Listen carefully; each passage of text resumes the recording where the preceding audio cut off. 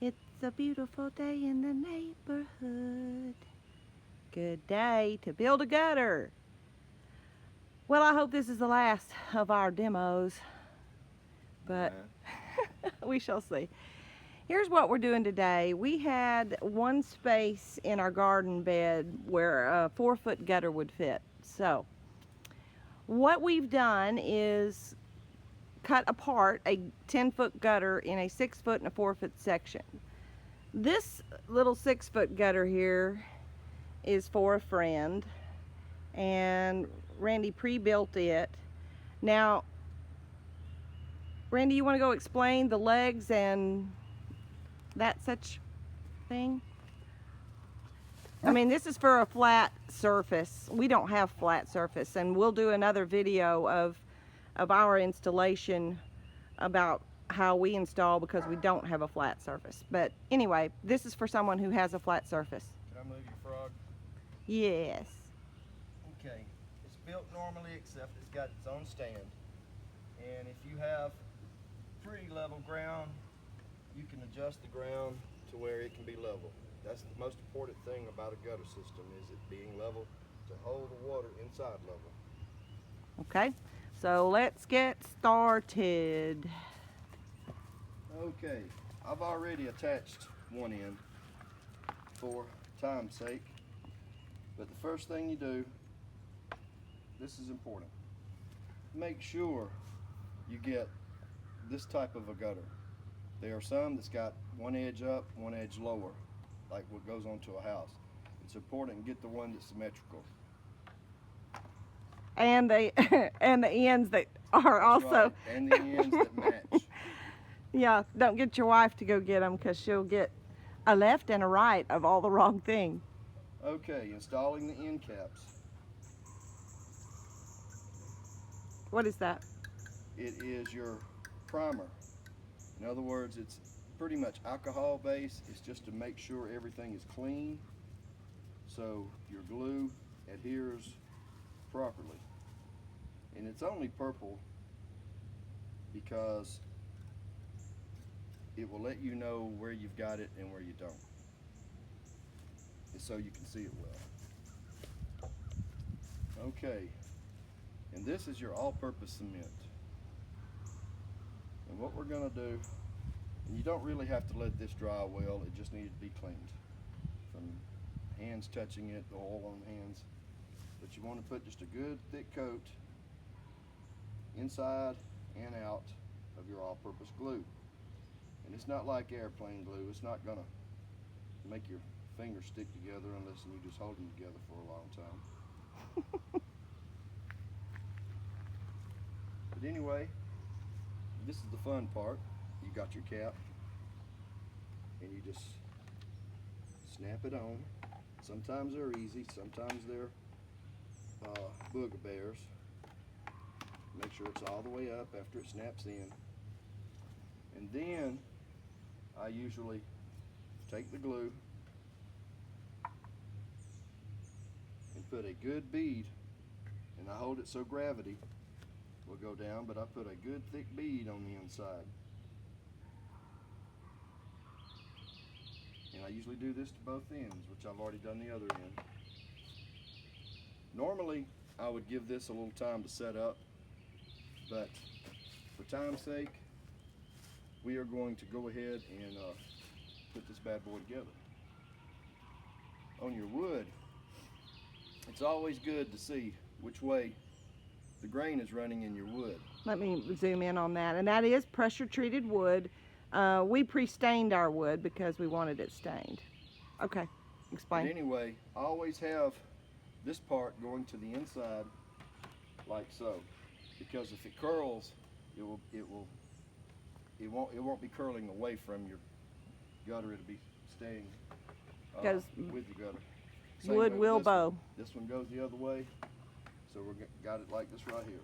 Now your measurement on that wood, how'd you get that? And I pre-measured from the inside of here to the inside of here. So, and I gave a little leeway. I kind of gave it a 1/4 of an inch or so, so I have a little bit of play in the wood. It doesn't have to be absolutely perfect. It doesn't take a rocket scientist to build this thing.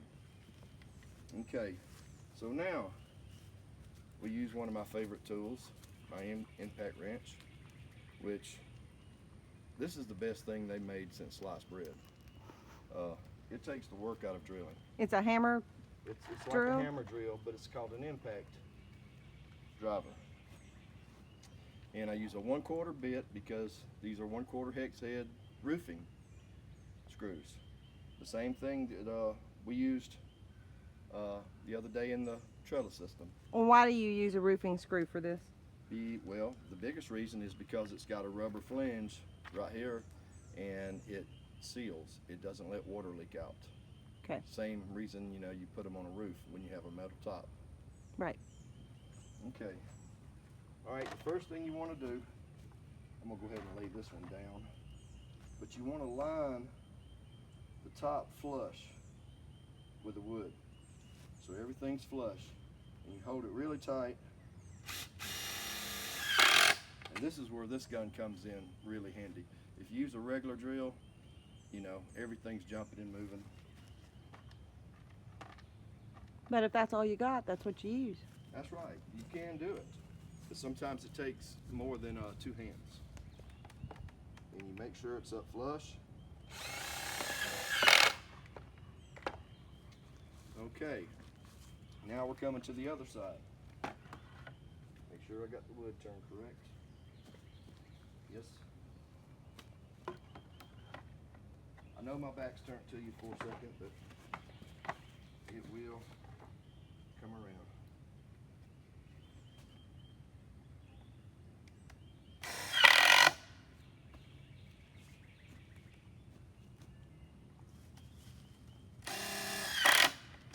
Okay, and I'm going to add multiple screws to the inside, probably about 1 foot apart. I will start at the center. And actually, I'll come on this side. Start in the center, put some on each, and then I will split the difference here. And put another set.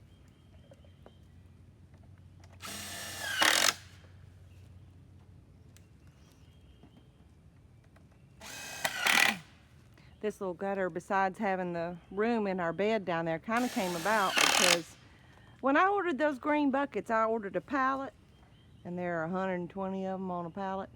We have 3 left over.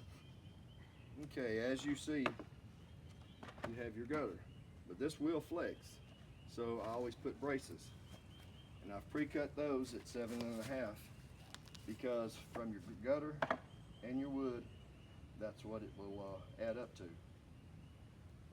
Again, I always look to see which way the wood's turned to make sure it's always facing what I'm screwing to. So now I have to go change bits.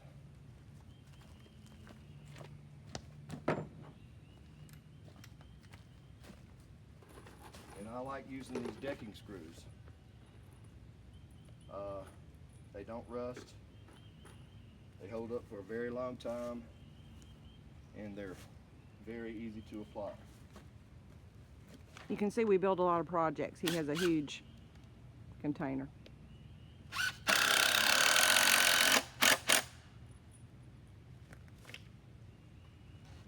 And when you're doing this, you'll find that, okay, this don't completely match up. So what I'm going to do is put pressure on it and make sure everything's flush here and flush here.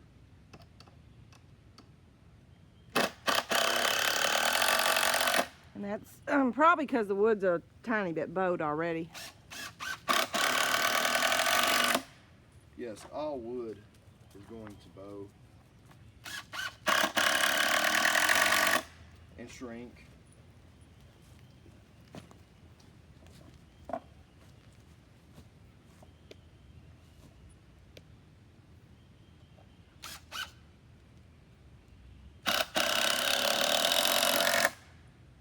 And you don't have to have, like she said, the Mac Daddy tools,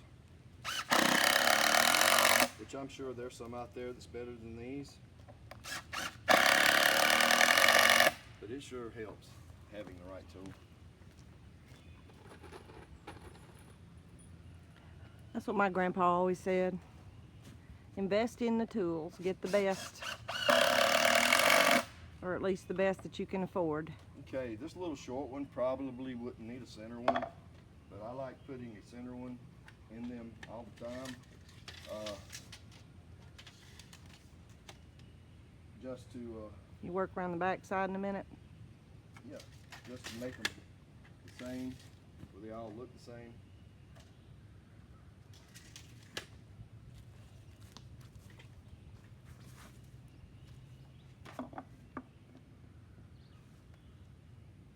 Now, interestingly, that piece of wood actually has the whole circle. Looks like they all do. I didn't get that one centered. My OCD-ness kicking in, as you told me before.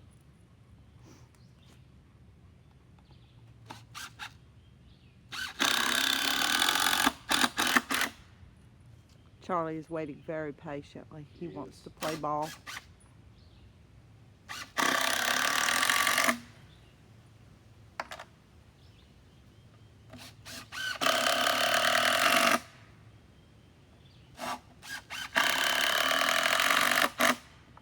And that's it.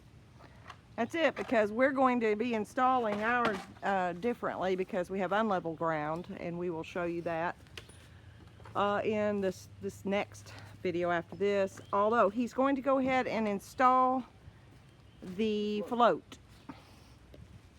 Okay. So let me see if I can zoom in a little bit. You choose an end, which it really doesn't matter. But anyway, you want to stay probably 1/4 of an inch down from the top and drill your hole. And this hole, the float has a 3/8 of an inch connection. I'm using a 3/8 inch drill bit, but sometimes you have to wallow it out just a little bit more than what the drill bit is for them to slide in. But you don't want to drill it too big where it's loose. You just want to make it snug. Oop, that should be good. And let's see. And these floats are some wonderful things here. You take the nut off, and it's always this side down. Nope, I got it backwards. Because when it raises, it cuts the water off. When it goes down, it starts filling.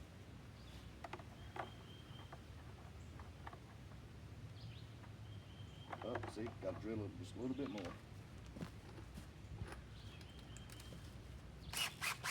Maybe the bit will hold in this time.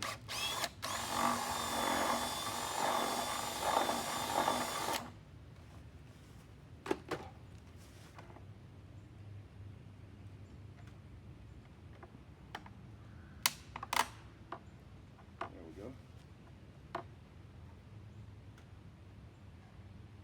And then you tighten it down by hand. No tools necessary here. You just snug it way down to your seal is all the way up to the inside. And then you have this adjustment as your water level. You'll be able to adjust. Won't you be mine? Could you be mine? See you soon. Won't you be my neighbor? Yep. Install next. Adios.